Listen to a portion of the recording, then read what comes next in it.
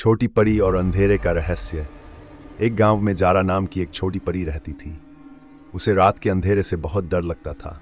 उसे हमेशा लगता था कि जैसे अंधेरे में कोई उसे देख रहा हो। एक दिन उसने सुना कि गांव के पास एक पुरानी हवेली है जहां भूतों का बसेरा है। सभी लोग वहां जाने से डरते थे, लेकिन जारा ने ठान लिया कि वह खुद देखेगी। रात के समय जब सब सो रहे थे, जारा चुपके से हवेली के अंदर चली गई। अंदर हर तरफ धूल थी, टूटी फूटी चीजें थीं और हवा से अजीब आवाजें आ रही थीं। जारा का दिल तेजी से धड़क रहा था, लेकिन उसने खुद को संभाला और आगे बढ़ी। तभी उसने देखा एक चमकता हुआ गोला हवा में तैर रहा है। ये क्या है?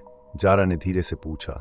अचानक वह चमकता गोला बदलने लगा और एक रोती हुई छोटी लड़की में बदल गया। वह बोली, मेरा नाम लैला है। मुझे इस हवेली में एक बुरे जादूगर ने कैद कर दिया है। क्या? लैला ने जारा को हवेली के एक गुप्त कमरे में ले जाकर एक बड़ा ताला दिखाया। लैला बोली, यह ताला सिर्फ एक जादुई शब्द से खुलेगा, लेकिन ध्यान रहे, अगर तुमने गलत शब्द कहा तो पूरी हवेली तुम्हारे पीछे लग जाएगी। जारा का दिल धड़क रहा था। उसने हिम्मत करके एक शब्द कहा, शजर।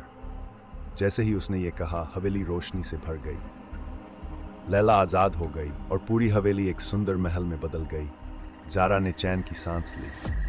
तभी लैला ने मुस्कुराते हुए कहा, अब मैं आजाद हूं, लेकिन तुम्हें सूरज उगने से पहले यहां से भागना होगा।